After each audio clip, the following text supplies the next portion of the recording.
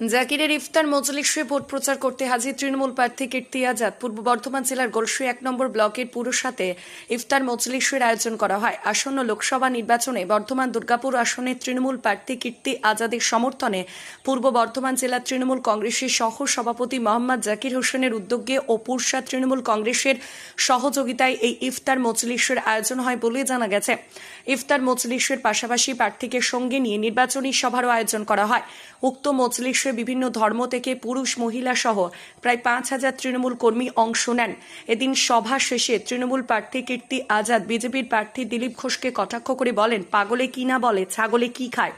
মেদিনীপুরের মানুষ पैक करके क्यों भगा दिया, ओ आहा क्यों आया है, हम उसको पैकिंग के साथ ही মেদিনীপুর भेज देंगे। জাকির হোসেন জানিয়েছেন, ব্লকের সমস্ত বসে থাকা তৃণমূল কর্মী ও নেতৃত্বকে এক কাজ করে কীর্তি আজাদকে সঙ্গে রেখে আমরা শপথ নিলাম লোকসভা নির্বাচনে গোলসুই 1 নম্বর ব্লকের তৃণমূল কংগ্রেসের প্রার্থীকে বিপুল ভোটে জয়ী कराबो। से बड़ा और कोई धर्म मजहब नहीं है।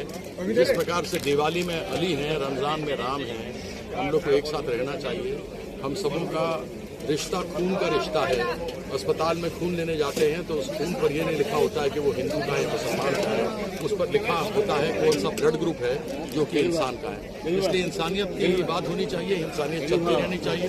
जो अंग्रेजों की लड़ाई के समय से हमारे लोग हिंदू मुस्लिम सिख ईसाई एक साथ मिलकर के लड़ते रहे, वही लोगों के मन में भावना होनी चाहिए। उसी विषय को लेकर आए थे। जिस प्रकार से हमारे मुस्लिम भाई हमारे साथ होली और दिवाली में शरीक होते हैं, हम भी उनके साथ रोजा इफ्तारी में शरीक होते हैं। জয়ের ব্যাপারে কতটা আশাবাদী? अब जितने में कितना आशा रखते हैं?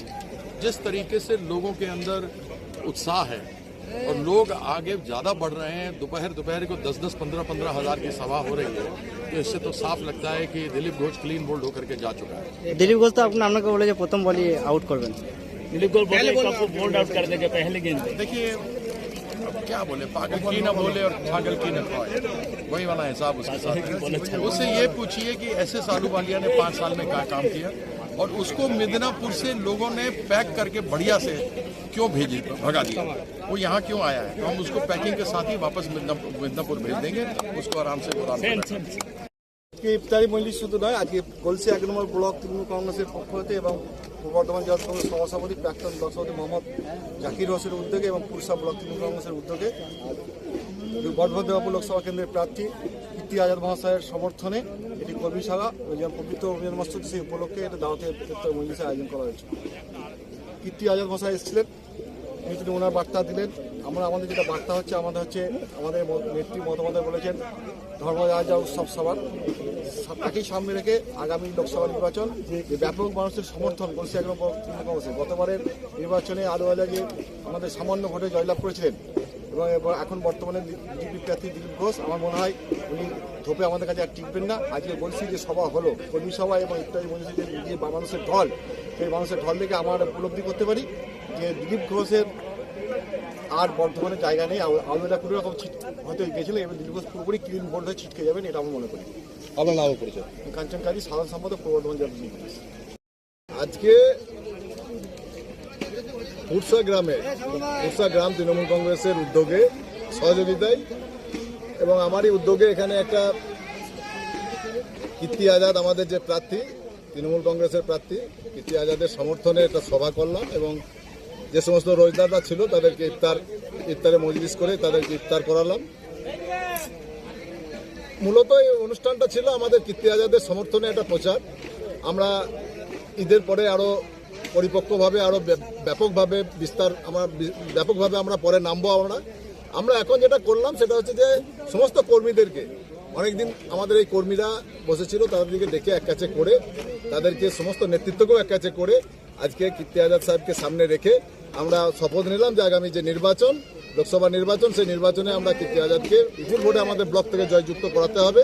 তার যে প্রস্তুতি, সেই প্রস্তুতি আমরা আজকে সম্পন্ন করলাম। ঈদের পরে আমাদের লাগাতার কর্মসূচি হবে, বুথে বুথে অঞ্চলে অঞ্চলে আমাদের কর্মসূচি হবে, সেটাও আজকে ঘোষণা হলো। এবং আগামী দিনে আমরা যে কীর্তি আজাদের সমর্থনে যে আমাদের মিছিল মিটিং যে সমস্ত প্রোগ্রাম হবে, সেটা আমাদের ব্লক সভাপতি থেকে আমাদের সমস্ত শাখা সংগঠনের সভাপতিরা, পঞ্চায়েত সমিতির বিভিন্ন কর্মাধ্যক্ষরা থেকে আজকে আমাদের সেই অনুষ্ঠান ঠিক হলো। আমরা সেই কীর্তি আজাদকে সামনে পেয়ে আমরা খুব আপ্লুত এবং আজকে সমস্ত জেলা লিডাররা ছিলেন। পশ্চিম বর্ধমানের যে জেলার লিডার আমাদের প্রভাত চট্টোপাধ্যায় তিনি ছিলেন আজকে এখানে, এবং আমাদের ছাত্র পরিষদের সভাপতি ছিলেন। পূর্ব বর্ধমান জেলা তৃণমূল কংগ্রেসের সাধারণ সম্পাদক কাঞ্চন কাজী এখানে উপস্থিত ছিলেন। 3 জন আমাদের এখানে জেলা পরিষদের 3 জন সদস্য এখানে উপস্থিত ছিলেন। এখানে পঞ্চায়েত সমিতির 14 জন সদস্য এখানে উপস্থিত ছিলেন। প্রাক্তন পঞ্চায়েত সমিতির সভাপতি, প্রাক্তন প্রধানরা এবং 4টে অঞ্চলের প্রধান এখানে উপস্থিত হয়েছিলেন। আমরা আজকে সেই যে প্রচার কর্মসূচি, সেই প্রচার কর্মসূচিকে সামনে রেখে আগামী দিনে যাতে ব্যাপকভাবে আমাদের প্রচারে নামতে পারি তারই একটা প্রোগ্রাম আজকে আমাদের অনুষ্ঠিত হলো এই পুরসা গ্রামে। এবং এই পুরসা গ্রামে যে অনুষ্ঠান, সেই ইফতারে মজলিস এবং আমাদের যে সভা, সেই সভাটা আমাদের পুরসা গ্রামের যে তৃণমূল কংগ্রেস কর্মীরা প্রচণ্ড খেটে আজকে এই প্রোগ্রামটা সাকসেসফুল করেছে। আমি আমার তরফ থেকে পুরসা গ্রাম তৃণমূল কংগ্রেসের সমস্ত কর্মীকে আমি অসংখ্য ধন্যবাদ জানাই, অভিনন্দন জানাই। বিভিন্ন ধর্মের মানুষ এখানে উপস্থিত হয়েছিলেন।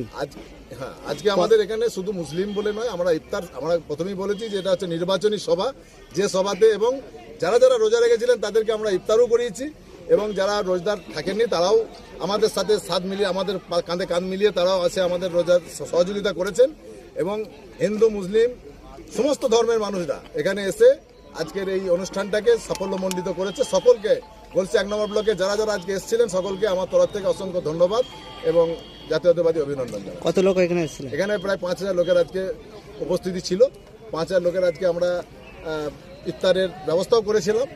সেই ইফতারের খুব সুষ্ঠুভাবে সম্পন্ন হলো, যদিও আবহাওয়া একটুকু গোলমাল করেছিল, কিন্তু আবহাওয়াটাও আমাদের ঠিক হয়ে সুষ্ঠুভাবে আমাদের এই অনুষ্ঠান পরিচালনা। আপনার নাম ও পরিচয়? আমি জাকির হোসেন, সহসভাপতি, পূর্ব বর্ধমান জেলা তৃণমূল কংগ্রেস।